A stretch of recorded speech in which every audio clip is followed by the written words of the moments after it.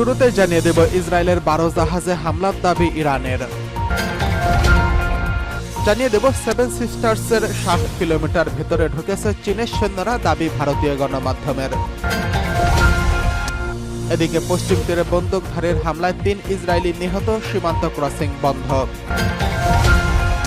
সর্বশেষ জানিয়ে দেব ইউক্রেন যুদ্ধে রাশিয়াকে সহযোগিতার অভিযোগ ইরানের বিরুদ্ধে, তেহরানের কড়া প্রতিক্রিয়া। এতক্ষণ শুনছিলেন গুরুত্বপূর্ণ সংবাদ শিরোনাম, এখন জানিয়ে দিব বিস্তারিত। ইসরায়েলের 12 জাহাজে হামলার দাবি ইরানের। আন্তর্জাতিক সমুদ্র সীমায় ইসরায়েলের ইরানের তেলবাহী ট্যাঙ্কারের উপর হামলা চালানোর প্রতিবাদে অন্তত 12টি ইসরায়েলি জাহাজে পাল্টা হামলা চালিয়েছে তেহরান। এমন দাবি করেছেন ইরানের ইসলামী বিপ্লবী গার্ড বাহিনী আইআরজিসির প্রধান কমান্ডার মেজর জেনারেল হোসাইন সালামি। ইরানের প্রেসিডেন্ট মাসুদ পেজেশকিয়ান তেহরানে আইআরজিসির খাতামুল আম্বিয়া সদর দপ্তর পরিদর্শন করতে গেলে মেজর জেনারেল সালামি এই কথা জানান। তিনি বলেন, ইরানে জ্বালানি তেল রপ্তানি ক্ষতিগ্রস্ত করার জন্য ইহুদিবাদীরা আমাদের 14টি তেল ট্যাঙ্কারে হামলা চালায়। প্রাথমিকভাবে কারা এই হামলা চালাচ্ছে তা আমরা বুঝতে পারিনি, কারণ তারা অত্যন্ত গোপনীয়তার সঙ্গে হামলা চালাচ্ছে। অবশেষে আমরা বুঝতে পারি ইসরায়েল এসব হামলা চালাচ্ছে এবং এরপর আমরা তাদের 12টি জাহাজে পাল্টা আঘাত করি। আইআরজিসির প্রধান কমান্ডার বলেন, যখন আমরা তাদের 5ম জাহাজটিতে আঘাত হানি তখন তারা আমাদের বিরুদ্ধে তাদের হামলা বন্ধ করে এবং জাহাজ যুদ্ধের অবসান ঘটানোর সিদ্ধান্ত নেয়।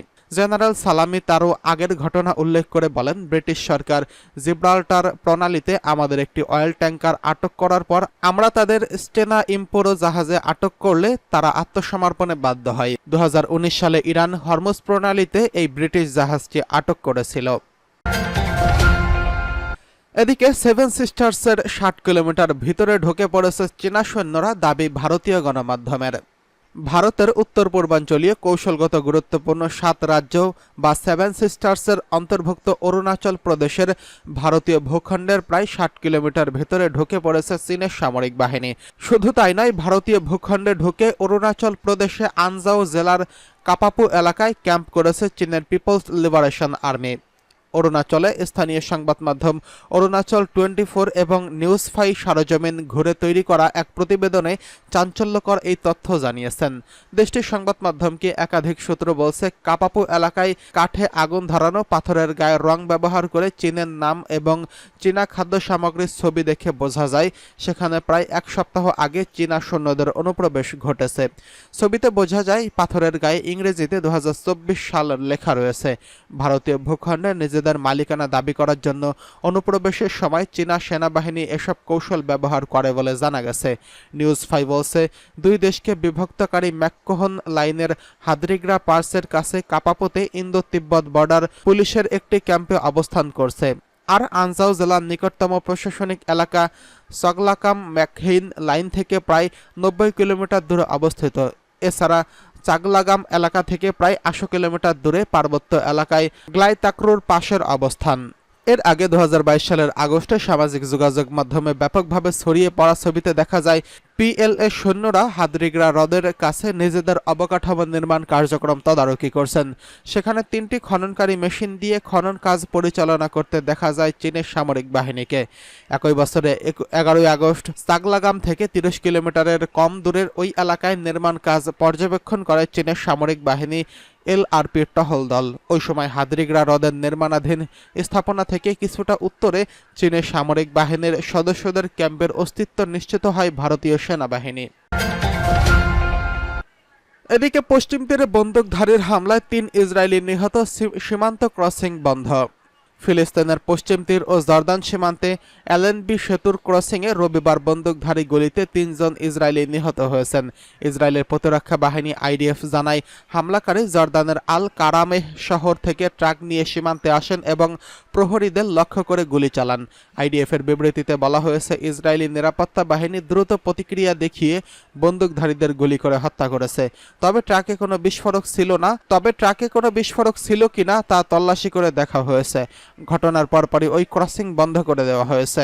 জর্দানের কর্তৃপক্ষ জানিয়েছে তারা এই হামলা তদন্ত করছে। ঘটনাস্থলটি এমন একটি এলাকা যেখানে জর্দানের ট্রাকগুলো মালামাল খালাস করে থাকেন। জর্দানের একজন কর্মকর্তা রয়টার্সকে বলেছেন, ঘটনার সময় ইসরায়েলের সেনাবাহিনী জর্দানের অন্তত 2 জন ট্রাক চালককে আটক করে জিজ্ঞাসাবাদ করছে।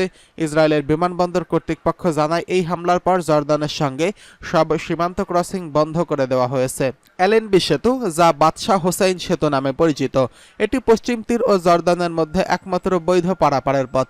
এটি এমন একটি জায়গা যা ইসরায়েলের ভূখণ্ডের মধ্য দিয়ে না গিয়ে ফিলিস্তিনের পশ্চিম তীরের সঙ্গে সরাসরি জর্দানকে সংযুক্ত করে। ইসরায়েলের প্রধানমন্ত্রী বেঞ্জামিন নেতানিয়াহু এই ঘটনাকে ইসরায়েলের জন্য কঠিন দিন হিসেবে উল্লেখ করেছেন। মন্ত্রিসভার বৈঠকের শুরুতে তিনি নিহতদের পরিবারের প্রতি গভীর সমবেদনা জানান। যদিও হামাস এই হামলার দায় স্বীকার করেনি, তবে এটিকে গাজার যুদ্ধের স্বাভাবিক প্রতিক্রিয়া হিসেবে উল্লেখ করেছেন। ফিলিস্তিনের স্বাস্থ্য মন্ত্রণালয় জানিয়েছে, গত 7 অক্টোবর থেকে ইসরায়েলে হামাসের হামলার পর পশ্চিম তীরে 600-এরও বেশি ফিলিস্তিনে প্রাণ হারিয়েছেন। জাতিসংঘের তথ্য অনুযায়ী একই সময় অন্তত 18 জন ইসরায়েলি নাগরিক প্রাণ হারিয়েছেন। তবে আগস্টের 11 তারিখের পর থেকে নিহতদের সংখ্যা এই পরিসংখ্যানে যুক্ত করা হয়নি। পশ্চিম তীরে জেনিন শহরে বৃহত্তম উদাস্ত শিবির থেকে সম্প্রতি ইসরায়েল থেকে 9 দিনের সামরিক অভিযান সমাপ্ত করে সেনা প্রত্যাহার করছে। জেনিন শহরটি ফিলিস্তিনের সশস্ত্র গোষ্ঠী শক্তিশালী ঘাঁটি হিসেবে পরিচিত, যেখানে প্রায় 60,000 মানুষ বসবাস করেন। এদিকে ইউক্রেন যুদ্ধে রাশিয়াকে সহযোগিতার অভিযোগে ইরানের বিরুদ্ধে তেহরানের প্রতিক্রিয়া। ইউক্রেন যুদ্ধ শুরুর পর থেকে পশ্চিমা দেশগুলো বারবার তেহরানকে এই যুদ্ধে ইন্ধন যোগানোর অভিযোগ তুলে কোনো প্রমাণ ছাড়াই ইরান রাশিয়ার কাছে অস্ত্র বিক্রির দাবি করে আসছে। যদিও তেহরান প্রতিবারই এসব অভিযোগ অস্বীকার করে আসছে। সম্প্রতি বছরগুলোতে ইউক্রেন ও মার্কিন যুক্তরাষ্ট্র এবং বেশ কয়েকটি ইউরোপীয় দেশ দাবি করছে যে রাশিয়া ইউক্রেন যুদ্ধে ইরানি ড্রোন ব্যবহার করছে, কিন্তু বাস্তবতা হচ্ছে কোনো প্রমাণ ছাড়াই ইরানের বিরুদ্ধে এই ধরনের অভিযোগ উত্থাপনের উদ্দেশ্য হচ্ছে ইরান ও রাশিয়ার উপর রাজনৈতিক অর্থনৈতিক চাপ বাড়ানোর পাশাপাশি যুদ্ধ চালিয়ে যাওয়ার জন্য ইউক্রেনে পশ্চিমা অস্ত্র পাঠানোর বিষয়টিকে বৈধতা দেওয়ার চেষ্টা করা। পার্স টুডের মতে, তেহরানের বিরুদ্ধে কিয়েভ এবং তার সমর্থকদের অভিযোগ এমন সময় উত্থাপিত হয়েছে যখন ইরান বারবার বলছে যে তারা ইউক্রেন সংকটের বিষয়ে নিরপেক্ষ নীতি মেনে চলে। প্রকৃতপক্ষে ইরান এই সংকটের কোনো পক্ষই নয়। এই সংকটের শুরু থেকেই তারা 2 দেশকে কূটনৈতিক উপায়ে বিরাজমান বিরোধ এবং বিভিন্ন সমস্যার সমাধান এবং যুদ্ধ বন্ধের আহ্বান জানিয়ে আসছেন, কেননা উভয় পক্ষের সাথে ইরানের বন্ধুত্বপূর্ণ সম্পর্ক রয়েছে। ইরানের বিরুদ্ধে উত্থাপিত অভিযোগের ব্যাপারে ইউক্রেনের কর্মকর্তাদের সাথে তেহরানের কর্মকর্তাদের বিশেষজ্ঞ পর্যায়ের বৈঠক হয়েছে, কিন্তু সেই বৈঠকে ইউক্রেনের কর্মকর্তারা রাশিয়ার ইরানি ড্রোন ব্যবহারের অভিযোগের সপক্ষে কোনো প্রমাণ দিতে পারেনি, আর এ থেকে ইরানের বিরুদ্ধে তাদের দাবির অসারতা প্রমাণিত হয়েছে। এর আগে ইরানের শহীদ পররাষ্ট্রমন্ত্রী হোসেইন আমির আবদুল্লাহিয়ান বলেছিলেন, রাশিয়ার কাছে যে কয়েকটি ইরানি ড্রোন আছে সেগুলো ইউক্রেন যুদ্ধের সাথে সম্পর্কিত নয়, বরং এই যুদ্ধ শুরুর অনেক আগে রাশিয়া তেহরান অস্ত্র চুক্তির সাথে সম্পর্কিত বিষয় ছিল। এছাড়া ইরানের শীর্ষ কর্মকর্তারা কখনোই ইউক্রেন যুদ্ধকে ইতিবাচক দৃষ্টিতে দেখেনি এবং জনগণের স্বার্থে বারবার অবসানের আহ্বান জানিয়ে আসছেন। ইউক্রেন যুদ্ধ শুরুর পরপরই ইরানের ইসলামিক বিপ্লবের সর্বোচ্চ নেতা আয়াতুল্লাহ উজমা খামেনি টেলিভিশনে সম্প্রচারিত ভাষণে বলেছিলেন, আমরা মানুষ হত্যা এবং যে কোনো দেশ বা জাতির অবকাঠামো ধ্বংসের বিরুদ্ধে। বিশ্বের যে কোনো স্থানে এই ধরনের পদক্ষেপের বিরোধী আমরা। এটা আমাদের অতিলঙ্ঘনীয় নীতি। আমরা পশ্চিমাদের মতো নই। আমরা ইউক্রেন যুদ্ধ বন্ধের পক্ষে। আমরা চাই যুদ্ধ এখনই শেষ হোক।